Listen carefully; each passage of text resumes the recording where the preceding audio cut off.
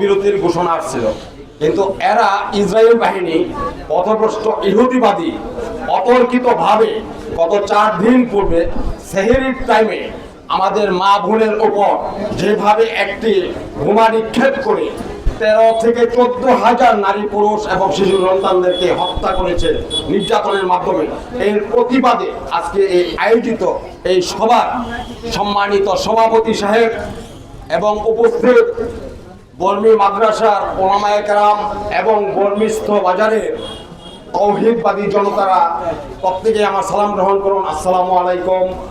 আপনারা জানেন মিডিয়াতে সকল খবরই সম্প্রচার হচ্ছে এবং এটাও জানেন যে ওই গাজার যে ভূখণ্ড রয়েছে, উপত্যকা রয়েছে, সেখানের খবর কিন্তু আমাদেরকে দেওয়া হচ্ছে না সেটা, এবং তাদেরকে যে ধরনের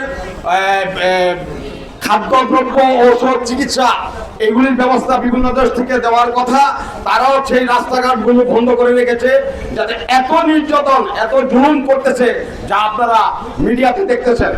এবং এরই কারণে, এরই ধারাবাহিকভাবে আমাদের দেশে যারা মুসলিম আছে তারা প্রত্যেকে এটা তীব্র নিন্দা জ্ঞাপন করতেছে, এর পাশাপাশি আমরাও করতেছি।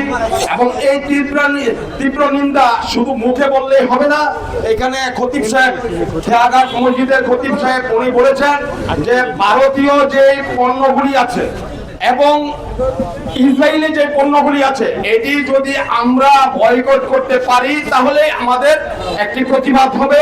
তাই আমরা প্রত্যেকেই এই ইসরায়েলি এবং ভারতীয় পণ্যের একটি চার্ট তৈরি করব, সেই চার্টগুলি আমরা বর্মির প্রত্যন্ত অঞ্চলে ছাপাইয়া দিব, এইগুলি থেকে আমরা কিনবো না, এটা থেকে আমরা সবাই চিন্তা রাখতে হবে। এই আশাবাদ ব্যক্ত রেখে আমি আমার বক্তব্য শেষ করছি। আল্লাহ হাফেজ।